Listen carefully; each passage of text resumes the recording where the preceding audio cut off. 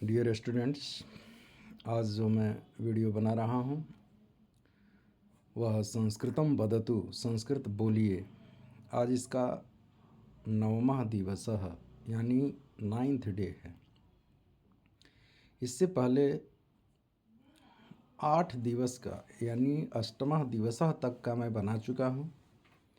और ये जनरली किसी के लिए है बच्चों, क्योंकि होता क्या है कि जिस तरह से आप अंग्रेज़ी बोलते हैं, संस्कृत बोलते हैं और हिंदी बोलते हैं, ऐसे ही आपके लिए ये देखिए क्या है। आप परीक्षा देते हैं, एग्ज़ाम दे कर के बाहर निकलते हैं, कोई पूछता है आपका एग्ज़ाम कैसा गया, आप उत्तर देते हैं अच्छा हुआ। कोई कहता है मेरा अच्छा नहीं हुआ, कहता है कि आपका क्या बिगड़ा। तो उसको हम संस्कृत में क्या कहेंगे कि भवतः का हानि है, भवतः का हानि है, आपका क्या बिगड़ा, आपकी हानि क्या हुई। और इसी को इंग्लिश में क्या कहेंगे, व्हाट डू यू लॉस, आपका क्या बिगड़ा। फिर समझाता है वह व्यक्ति उस बच्चे को, कुछ नहीं होगा, आपका कुछ नहीं होगा, ठीक है, कोई दिक्कत नहीं। किमपि न भवति, कुछ नहीं होगा। नथिंग विल हैपन, इंग्लिश में हम क्या कहेंगे, नथिंग विल हैपन। तो इस चीज़ को वह बच्चा स्वीकार करता है और कहता है लीजिए। लीजिए का मतलब होता है स्वीकरोतु। जब किसी चीज़ को हम स्वीकार करते हैं तो हम कहेंगे स्वीकरोतु, प्लीज़ एक्सेप्ट। इंग्लिश में क्या कहेंगे, प्लीज़ एक्सेप्ट। अब बच्चा एग्ज़ाम देकर के आया, उसको भूख लगी है। घर में आता है, कहता है माँ क्या कर रही हो, मुझे भूख लगी है, भोजन तैयार है। तो संस्कृत में क्या बोलेगा उसे, भोजनम सिद्धम, भोजनम सिद्धम, तैयार है। माँ उत्तर क्या देती है, भोजन तैयार है। वो पूछा कि भोजन तैयार है, क्वेश्चन में पूछेगा, लेकिन माँ पहले ही कह देती है कि भोजन तैयार है, भोजनम सिद्धम, फूड इज रेडी। इंग्लिश में क्या हुआ, फूड इज रेडी, भोजन तैयार है, खाना खाना है, खा लो जी। तो तुरंत बच्चा कहता है परोसिए। परोसिए को संस्कृत में हम क्या कहेंगे, परिवेशयतु, यानी परोसिए। इंग्लिश में उसी को कहेंगे प्लीज सर्व, कृपया उसे सर्व कर दीजिए, परोस दीजिए।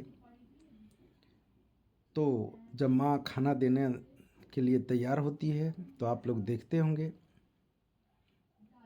कि ज़्यादा ही सोचती हैं कि मेरा बेटा ज़्यादा से ज़्यादा खा, ताकि जल्दी से जल्दी बढ़े, थोड़ा हेल्दी हो। सबको अच्छा लगता है थोड़ा हेल्दी होना, पर ज़्यादा हेल्दी नहीं। फिजिकल फिट होना सही है, पर मोटा होना सही नहीं है ज़्यादा। तो माँ क्या कहती है कि ठीक है, मैं भोजन परोस दी, प्लीज सर्व। वह बोला परिवेश है तो परोसिए। तो परोस देने के बाद वह कहता है, देखता है कि ज़्यादा ही डालती चली जा रही है माँ, तब कहता है पर्याप्तम, अरे बहुत हो गया, बस करो माँ, ज़्यादा हो गया।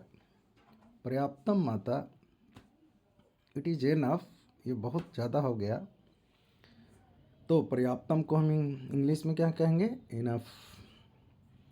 फिर क्या होता है, जब देखता है कि माँ ज़्यादा परोसते जा रही है, खाना देते जा रही है, तो फिर बोलना पड़ता है उसे, बच्चे को, थोड़ा सा दीजिए, थोड़ा सा दीजिए। थोड़ा सा दीजिए को हम कैसे बोलेंगे, थोड़ा सा दीजिए को किस तरह से हम बोलेंगे, स्वल्पम ददातु। स्वल्पम मतलब थोड़ा, ददातु मतलब दे दो, यानी थोड़ा दे दो। गिव ए लिटिल, इंग्लिश में क्या बोलेंगे, गिव ए लिटिल। जब खाना खाना शुरू करता है, पहले तो बोला कि थोड़ा सा दे दो, लेकिन भोजन जब शुरू किया, कभी कभी बच्चे क्या करते हैं कि देखते हैं खाना ज़्यादा लगता है, कहते हैं कि कम कर दो, और कम करने के बाद जब उसको अच्छा लगता है तो कहता है कि और है क्या। ऐसे ही यहाँ पर जब उसको भोजन स्वादिष्ट लगा बच्चे को, तो कह रहा है कि भोजन बहुत स्वादिष्ट है। भोजन बहुत स्वादिष्ट है को संस्कृत में किस तरह से कहेंगे? भोजनम बहुत स्वादिष्टम अस्ति।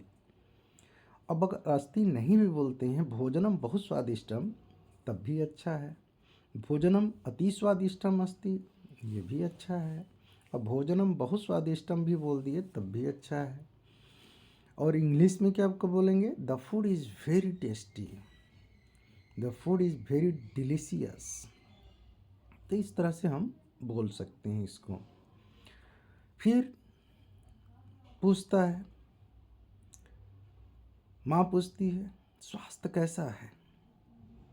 एग्ज़ाम देकर आए हो, थके हो, खाना खा लिए, ज़्यादा ही कुछ खाना खा लिए, अब बताओ आपका स्वास्थ्य कैसा है? तो कुछ ज़्यादा जब बच्चा खा लेगा तो माँ पूछती है बच्चे से संस्कृत में, स्वास्थ्यम कथम अस्ति, स्वास्थ्य कैसा है? इंग्लिश में बोलती है हाउ इज़ योर हेल्थ, आपका स्वास्थ्य कैसा है? फिर बच्चा उत्तर देता है ठीक नहीं है। क्यों बोला ठीक नहीं है? क्योंकि पर्याप्तम भोजनम खादितम, क्योंकि पर्याप्त भोजन खा लिया। अनेन कारणेन स्वास्थ्यम अस्वस्थम जातम, जिसके कारण स्वास्थ्य अस्वस्थ हो गया। तब कह रहा है कि ठीक नहीं है। समीचीनम नास्ति, सुष्ठु नास्ति। समीचीनम को, समीचीनम मतलब सही है, और नहीं न अस्ति नहीं है, यानी ठीक नहीं है। समीचीनम नास्ति, या इसको हम बोल सकते हैं सुष्ठु नास्ति, इट इज़ नॉट सेटिस्फैक्ट्री। यह हमारे बस की चीज़ नहीं है, सेटिस्फैक्ट्री नहीं है, ठीक नहीं है। तो देखो बच्चों, आपने देखा कि कैसे संस्कृत बोलना चाहिए। बीच बीच में घर में हम इसका यूज़ करेंगे। जनरली इंग्लिश तो सब बोल लेते हैं, लेकिन जब आप संस्कृत बोलना शुरू करेंगे तो बहुत ही सुंदर देववाणी है, देव भाषा है, सबको प्रिय लगता है। और धीरे धीरे बोलते बोलते, मेरा तो आज 9th डे है, 10वें दिन तक तो आप पूरा संस्कृत बोलने लगेंगे। ठीक है। और हमेशा संस्कृत के साथ, अगर कोई संस्कृत बोलने वाला हो या थोड़ा समझने वाला हो, तो उसके साथ संस्कृत में ही बोलिए। संस्कृतज्ञा सह संस्कृतम एवं भाषणीयम, संस्कृत एवं भाषणीयम, यानी संस्कृत में ही बोलना चाहिए। इससे क्या होता है? अनेन किम भवति, इससे क्या होता है कि भवतः आपका जो व्यवहार होता है, व्यवहारः प्रदर्शितः, आपका जो व्यवहार होता है वह प्रदर्शित होता है कि किम भवान अपि संस्कृतम जानाति, कि क्या आप संस्कृत जानते हैं? Do you know Sanskrit? ये एक अलग भाषा है। ना कि जनरली लोग क्या समझते हैं, यही समझते हैं करे संस्कृत कुछ नहीं है, संस्कृत तो ऐसे ही बस ब्राह्मणों की पूजा पाठ करने की विधि है। अरे वो वैदिक संस्कृत है। हिंदी संस्कृत जो दो तरह की होती है, लौकिक संस्कृत और वैदिक संस्कृत। वैदिक संस्कृत कठिन होता है, लौकिक संस्कृत में पूजा पाठ हो जाती है, लेकिन ये एक लैंग्वेज है। हम इस भाषा में बात कर सकते हैं, देवताओं तक अपनी बातों को पहुंचा सकते हैं। मनुष्य की बात ही अलग है। कितने यहाँ आक्रमणकारी आए, देश पर आक्रमण किए, लेकिन आज तक भी संस्कृत को लुप्त नहीं किए। क्योंकि यह भी आप जानते हैं कि जर्मन विद्वान गेटे और मैक्स मुलर ने कितना इस पर शोध किया, और यहाँ के संस्कृत के कालिदास का की ख्याति जो है वह विश्व में प्रसिद्ध है। ठीक है। कालिदासस्य अगणना अन्य कविषु प्रथम स्थानः लब्धः, पहला स्थान प्राप्त कर किए हैं वे। ठीक है। और कविषु कालिदास श्रेष्ठ सर्वे जानाति, सब जानते हैं कि कवियों में कालिदास श्रेष्ठ है। कविनाम कविषु वा कालिदास श्रेष्ठ अस्ति, श्रेष्ठ अस्ति, अभी भी है, आज भी कालिदास श्रेष्ठ हैं। तो इस तरह से कभी भी आप संस्कृत बोलने का प्रयास करेंगे धीरे धीरे। और मैं अभी 10 दिन क्या, मैं और भी दिन तक इसको ले चलूँगा। कुछ संस्कृत के वर्ड्स भी मैं डालूँगा, वो भी आपके लिए बहुत लाभदायक होगा बच्चों। ये क्लास 6 से लेकर के 10 तक के लिए बहुत लाभकारी होगा।